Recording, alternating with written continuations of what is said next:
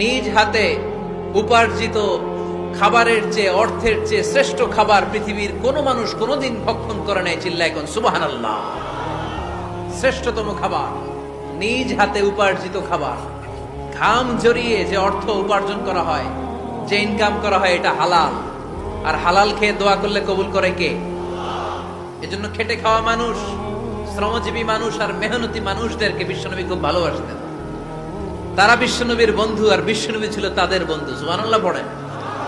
এত ভালোবাসতেন বিশ্বনবী খেটে খাওয়ার মেহনতি মানুষদেরকে। সব সময় বিশ্বনবী সাল্লাল্লাহু আলাইহি ওয়াসাল্লাম তাদের জন্য দোয়া করতেন।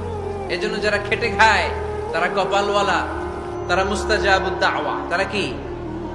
মুস্তাজাবুদ দাওয়া মানে এমন ব্যক্তি যে ব্যক্তি দোয়া করতে দেরি হয় কিন্তু দোয়া কবুল হতে দেরি হয় না। আপনারা এখানে ব্যবসা করেন কে কে? দেখি তো, হাত তুলেন তো। ব্যবসা, মাশাআল্লাহ, অনেক ব্যবসায়ী আছে তো দেখি। আচ্ছা, হাত নামান। চাকরি করেন কে কে? চাকরিও তো অনেক